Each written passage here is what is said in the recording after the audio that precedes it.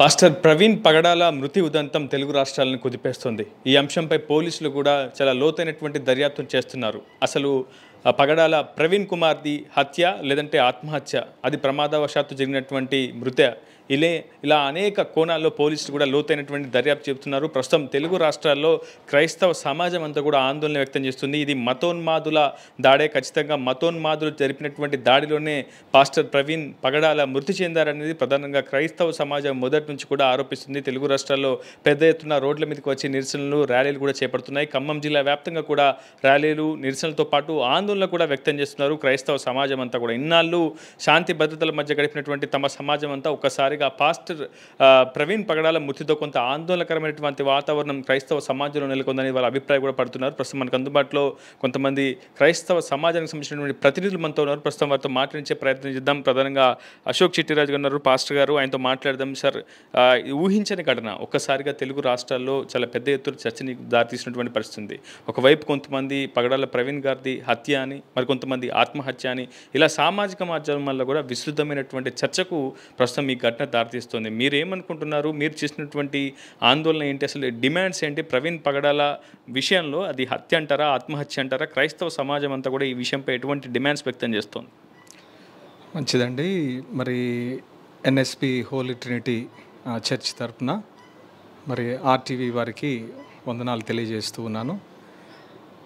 మరి రెండు తెలుగు రాష్ట్రాలను కుదిపివేస్తున్నటువంటి న్యూస్, మరి పగడాల ప్రవీణ్ కుమార్ గారి యొక్క ఆకస్మిక మరణం, అంటే అనుమానాస్పద మరణం. మరి అది ఏం జరిగిందో మాకైతే తెలియదు, కానీ వాస్తవంగా పగడాల ప్రవీణ్ గారు ఈ రెండు తెలుగు రాష్ట్రాల్లో ఈ మధ్య కాలంలో బహుబలముగా దేవుని నామ మహిమార్థమై వాడబడుతూ ఉంటున్నారు.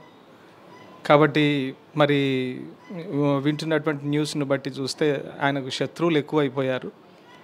సో మరి క్రైస్తవ సమాజం అయితే ఇది హత్య అని మరి నమ్ముతూ ఉన్నారు. కనుక మరి ఏం జరిగింది ఏమిటనేది అది దేవునికి తెలుసు. ఆయన అయితే మంచి వ్యక్తి, ఆయన ఒక మంచి ఒక పాస్టర్ గారు. మరి అంత మాత్రమే కాకుండా కొంతమంది అనాథ పిల్లల్ని కూడా చేరదీసి వారిని ఆదరిస్తూ ఉన్నారు.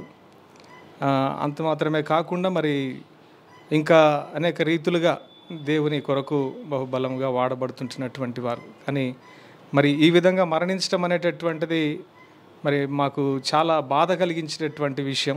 క్రైస్తవ సమాజం ఒక మంచి వ్యక్తిని, ఒక మంచి సేవకుని కోల్పోయింది. ఈ మధ్యకాలంలో చూసినట్లయితే వివిధ రకాలుగా వార్తలు స్ప్రెడ్ అవుతున్నాయి.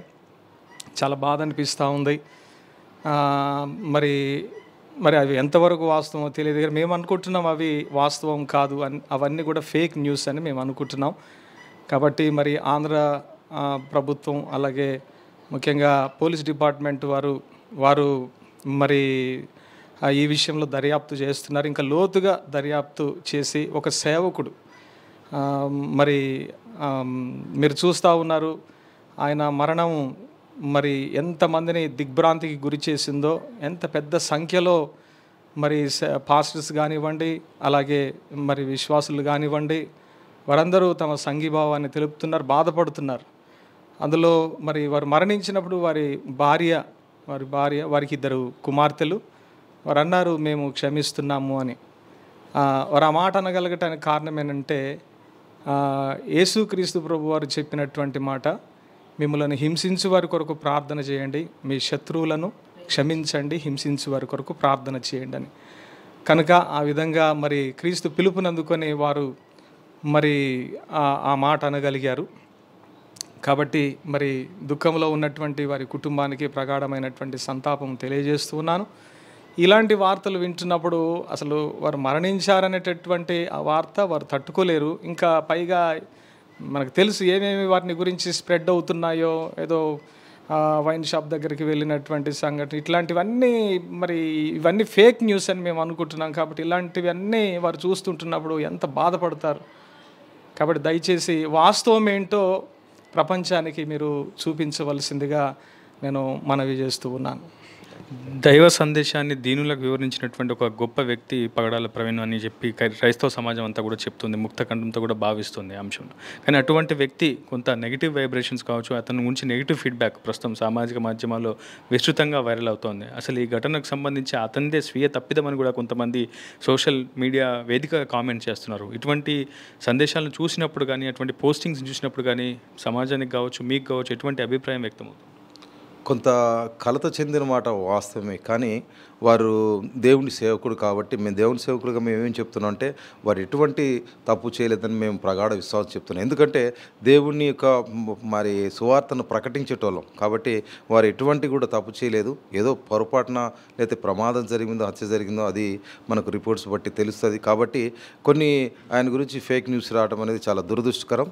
వాస్తవంగా మరి సత్యమే, న్యాయమే చివరికి గెలుస్తుంది.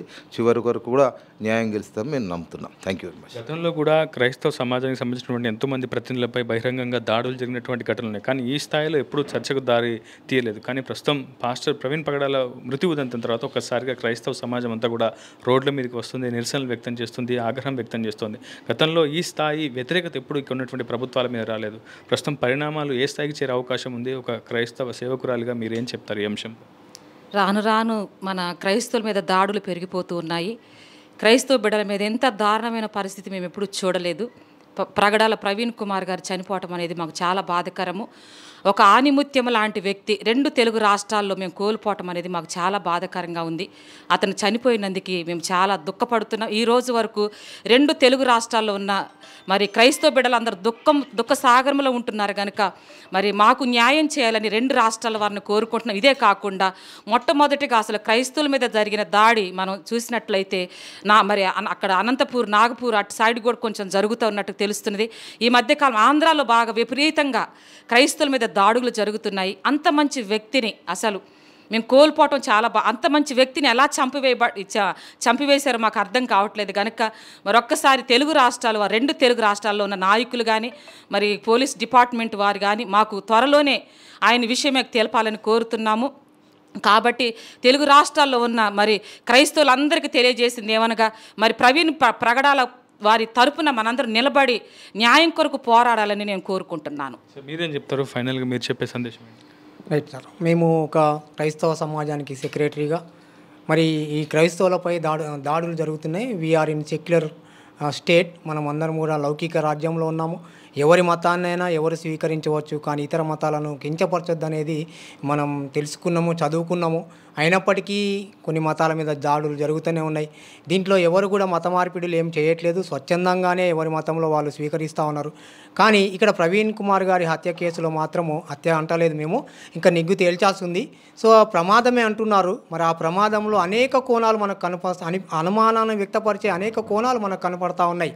మరి ఈ మధ్యలో రీసెంట్గా విడుదల చేస్తున్న వీడియోస్ కానీ ఇప్పుడు టెక్నాలజీ చాలా మారిపోయింది.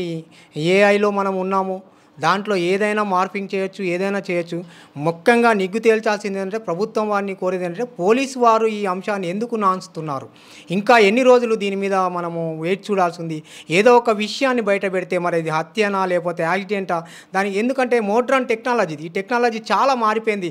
ఒక క్షణంలోనే విషయాలన్నీ బయట చేయొచ్చు. ఇప్పటికీ కొన్ని వందల వీడియోస్ మా దగ్గర ఉన్నాయి అంటున్నారు. అవన్నీ రిలీజ్ చేసేసి మరి క్రైస్తవ సమాజం కానీ ఇతరులు కూడా ఆసక్తికరంగా ఉన్నారు. ఒక క్రైస్తవులే కాదు, హిందువులు, ముస్లింలు అందరూ కూడా ఈ సంఘటనల మీద అంటే అత్యుత్సాహంతో తెలుసుకోవాలన్నారు. కాబట్టి తొందరగా ఆ క్లిప్పింగ్స్ ఏమైతే ఉన్నాయో వాటిని అన్నింటినీ తీసేసి బయట పెట్టేసి ఫోరెన్సిక్ నిపుణులు ఏం చెప్పారు, మరి దాని రిపోర్ట్ ఏమొచ్చిందో తెలిపించేసి అందరినీ కూడా శాంతిపరచాలని ముఖ్యంగా ప్రభుత్వాన్ని కోరుకుంటున్నాం, అలాగే పోలీసు వారిని కోరుకుంటున్నాం. మొత్తంగా కీడు చేసే శత్రువుని సరే క్షమించే దయాగుణం కలిగినటువంటి పాస్టర్ ప్రవీణ్ పగడాల మృతి ఉదంతంపై పూర్తి స్థాయిలో విషయాలన్నింటినీ కూడా బహిర్గతం చేయాలని పోలీసులు ఈ అంశంలో నిష్పాక్షితంగా పూర్తి స్థాయిలో విచారణ జరిపి కీలకమైనటువంటి అంశాలను కూడా బహిర్గతం చేయాలని చెప్పి పెద్ద ఎత్తున క్రైస్తవ సమాజం అయితే డిమాండ్ చేస్తుంది. ఇప్పటికైనా మతోన్మాదులు కావచ్చు, క్రైస్తవ సమాజం పట్ల జరుగుతున్నటువంటి దాడులని ప్రతి ఒక్కరూ కుల మతాలకు అతీతంగా కూడా అభిప్రాయం వ్యక్తం చేయాలని క్రైస్తవ సమాజం కోరుకుంటుంది. ఈ వీడియో స్నాంద్రావుతో రిపోర్టర్ ఉదయ్, RTV ఖమ్మం నుంచి. మరిన్ని వీడియోస్ కోసం ఛానల్ ని సబ్స్క్రైబ్ చేయండి. లేటెస్ట్ అప్డేట్స్ కోసం వాట్సాప్ ఛానల్ ని ఫాలో అవ్వండి. ఆ లింక్ డిస్క్రిప్షన్ లో ఉంది.